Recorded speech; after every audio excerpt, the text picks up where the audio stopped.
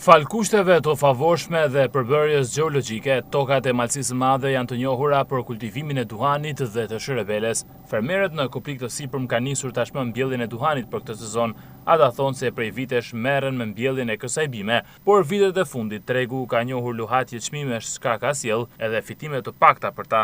Zona jonë Malësia Madhe të Gorisht i reziston. Duhani bëhet me fjalë, por varet të çmimi, si ka që shkon edhe me 7.000, me 10.000, me 12.000. Ka pas vite që ka shkullë me 3.000. Ishtë me këtë kulturë hanë bukë njerëzit. Kush e kultivon duhanin flas. 60%, 70% që merren me kultivimin e duhanit. Por ka pas edhe në ta kjo lagja këto, në fakt, duhanin e ka kultivua në përgjithësi, por një vend nuk prodhon duhan, të ndrim kulturit. Me leverti, si dyrim duhan me i shërbye mirë, me ple organik, me kushte, shkon deri në 300 kg. Dëdëllim tokë, bëjmë hismeti tonë, por kena problem me çmimin. Para 2-3 muajve shkoj, mirë.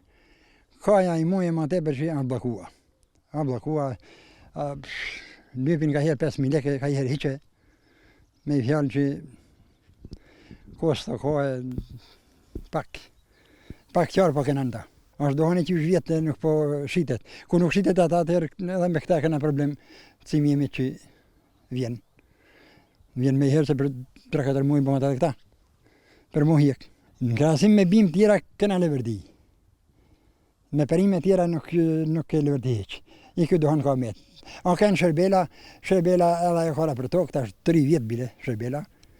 Dikush e ka hjek me atë çmim të lire, dikush e ka hjek hiqe, është blokua edhe shërbela. Fermerët të cilët në Koprik të Sipërm rreth 70% kultivojnë duhan, shpresojnë që ky sezon të jetë i mbar për ta, pasi problemet me subvencionet dhe mungesa e sigurisë së tregut i vendos në pikpyetje të madhe për të ardhmen e tyre. Për shkak të çmimit të ulët gjatë viteve të kaluara, një pjesë e mirë e prodhimit u ka mbetur në magazina.